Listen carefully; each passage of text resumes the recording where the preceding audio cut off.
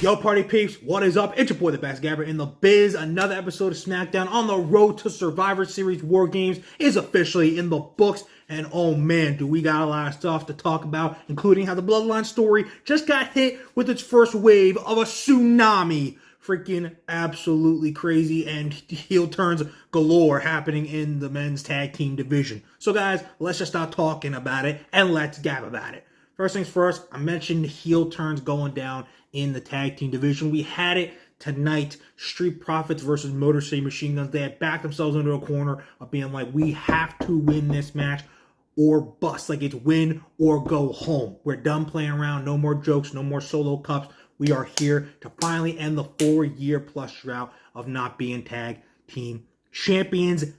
And that did not happen because of a confirmed full-out heel turn that we had been brewing already in Tommaso Ciampa getting involved, costing the Street Profits the match, causing a disqualification, and thus Motor City Machine Guns will retain their championships. And honestly, being perfectly for real, it looks like we are going to get a soon-to-be triple threat with Motor City Machine Guns, DIY, and the Street Profits over the tag team titles. Gargano, I talked about this before, like last week. We saw him, and he even got shoved down. You know, Ciampa's like playing like, oh, yo, we're probably going to end up feuding. Nah. I think Gargano, like, honestly, because at the whole segment, I was waiting for him to super kick Shelley or Sabin. I think that is what he's going to end up doing. Hell, I could even see in the triple threat, they're acting like all the way up to that point, like all around the same page. And then in the moment, Gargano cheats. All heart, no soul, one final B, 1, 2, 3, and that's how DIY wins the tag team championships for the first time together as heels at the same time, together. I really do think that they are going to be the ones that win the tag titles.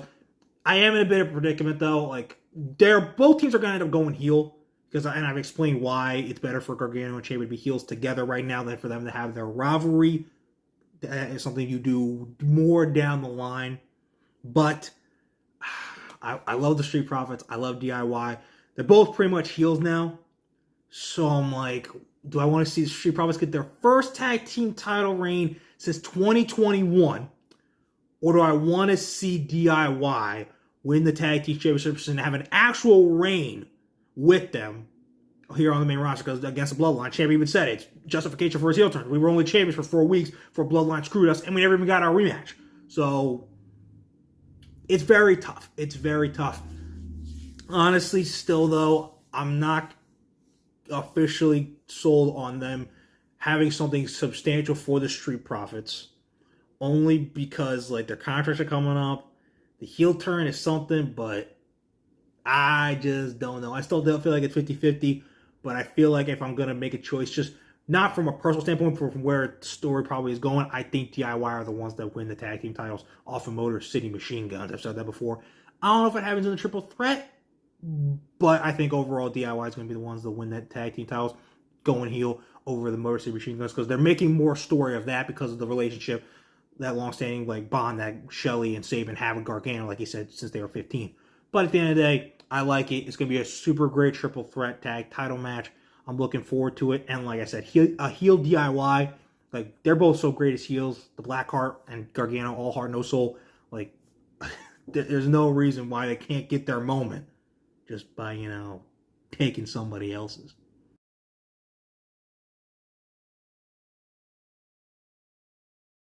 Guys, tonight, holy crap, Shinsuke Nakamura is back. What? For the first time since like March or like maybe right after WrestleMania, the King of Strong Style has finally returned. Kind of like new look in terms of like the face paint, but then like the similar look with like the dark clothes that he like brought around with like Seth Rollins in their feud over the world title last year. So, 1, glad to have Shinsuke back. 2, I'm looking forward to the U.S. title feud that he will have with LA Knight. Yeah. Because, it's LA Knight. Bro's the hit it and quit it champ at Elektra. If you don't want to hit him up, hit me up. Like, because we know the gift that is Gab, and I can give it to you. I'm interested. But 3, and probably most importantly, I don't think Shinsuke is winning the United States Championship here. I'm glad that he's back, but I don't think he's winning the United States title here. Because I've said before, I think Melo, and rightfully should be the one that takes the U.S. title next. And while I don't, at this point, think it's going to be a one-on-one thing, I don't think LA Knight loses the belt to Mania. And I feel like the SmackDown mid-card division is perfect for a U.S. title multi-man ladder match, which Melo would be in, and then Melo can win the championship. Like, if you do, like, 7 guys right now, I can think of a good 7. Like, LA Knight, the champion. Then we got, you can throw Shinsuke in there. We can throw Santos. We can throw Andrade. We can throw Melo. And then, you know what? Let's throw in Grayson Waller or Austin Theory. Maybe only one of them gets in. And then, F it. Montez Ford. Somehow, some way. You never know.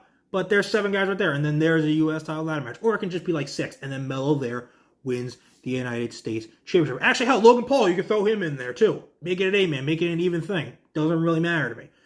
I think Melo is the next U.S. champion. So, one, again, well, I'm glad, Shinsuke, that you're back. Biggest talking point I'm going to make here. I don't think that we're going to crown a new U.S. champion in Shinsuke Nakamura. Melo is up. He is him. I think he is the one that takes the United States title next. So, everyone else, go kick rocks. Who tries to step up to the hidden and quit it champ. Because, you know, Melo's got this. In the bag, in the hoop, whatever you want to say. The hell did he just say? Guys, tonight we got a new addition for War Games. 5-on-5 or 5-on-4 right now. Because, yeah, the Bloodline story just got hit with its first tsunami wave, dude. Freaking Bronson Reed showing up, which all but basically confirms of Seth Rollins getting involved in War Games now, which I'm guessing is who Jay was telling Roman to call. That's the most intriguing part to me, because I'm like, the fact that Bronson Reed is in this is a comment like, okay, Seth is going to be in this. We're going to have 5-on-5. You feel how you feel about that. I'm looking forward to it because it's going to be a great match. And Seth teaming up with Roman will tell a great story. I saw this someone say this, because Roman will have, in the last 7-8 months since WrestleMania, will have teamed with Cody Rhodes and Seth Rollins, 2 of the guys that helped, like, that were instrumental, and Cody being the actual cause of Roman's historic title reign coming to an end and the Bloodline falling apart to where it is now, which the final boss is not going to like. Thus, after Roman and his squad of OGs and his OG brother and Seth Rollins winning War Games, that's when Rock comes back, has beef with Roman, and was like, that's it, you're done. Final boss is going to have to put you in your place. You fucked up, and now you're going to have to find out, like, why you don't do this dumb shit with me around. You don't team up with the guys that were like, that took away our WrestleMania historic moment to be the main event together. Now I'm going to make you pay for it. So I think that's why they're going to end up using Seth Rollins. And in that sense, I do like it because, one, I just need Roman and Rock to happen at this Mania. I need it to be done. Like, for real. Just do the match. I don't want to be dragging out another year wait because we honestly can't. And I've seen some people already be like, yo, Bronson Reed's going to tsunami off the cage. No, he's not, dude. He's way too big to be doing that shit. That would annihilate his knees. There's no scenario where I see him going to the top of that cage and he tsunamis whoever's there and doesn't hurt himself and doesn't kill the person that's there. Like, that's 15 internal injuries just right there. I mean, my freaking God. Just no. But don't worry. We are going to get it handled. It just felt good. All the boys being together, OG merch, and Roman getting up, and they're like, all right, we got. And look at each other. It's like, all right, we got to roll out, and they're all fighting together. Reigns saves Sammy. They're both like, yo, bro, I got you. I got you. It just feels good. It just feels right. God dang it. So I am still looking forward to War Games, and as long as we are still going to get to Roman versus Rock, I'm looking forward to the aftermath of us being able to get there. So, like I said, I know some people are like, keep it 4-on-4. Nah, 5-on-5 is still cool because we get to see Roman and Seth reunite in some shape or form.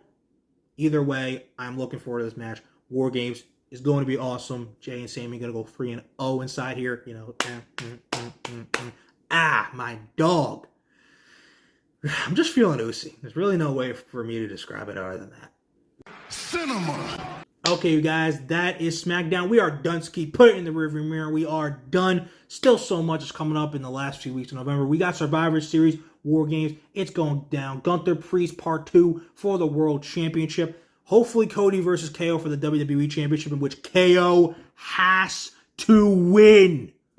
Cannot stress that enough. Seriously, go watch my vids. If you don't understand why I'm so stressed about that, I'm not even going to get into it right now. We got the women's War Games match. We have the men's War Games match. Maybe we sneak another, maybe we sneak a U.S. title, mid-card title match on there. Maybe the tag titles, because, get it to the 5. Or, hey, maybe it goes to 6, because it starts at 6 o'clock, so maybe you'll try to fit 6 matches in there. But the week before that, we got Full Gear going down. It is going to be awesome. Another night where AEW on pay-per-view and just overall is going to over-deliver. And I'm going to be there live. I'm so hyped. We got Swerve versus Bobby Lashley. Fletcher versus Ospreay. Battle of the former brothers. Jack Perry, Daniel Garcia. TNT Championship 4-way for the AEW World Tag Team titles, which already includes the youngest men alive, the Outrunners, House of Black, and the Champions Private Party. And after all it is said and done, we got Orange Cassidy versus Jon Moxley, the one true king for the AEW World Championship.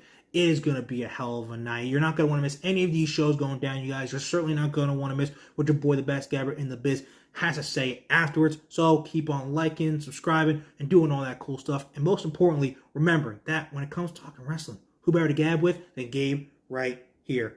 Okay, guys. Hope you enjoyed SmackDown tonight. It was dope, but I got to go. I'm about to go eat and, get ready for Raw this Monday. So until then, deuces, puces, and I will see you guys after Raw this Monday. So go on. Get out of here.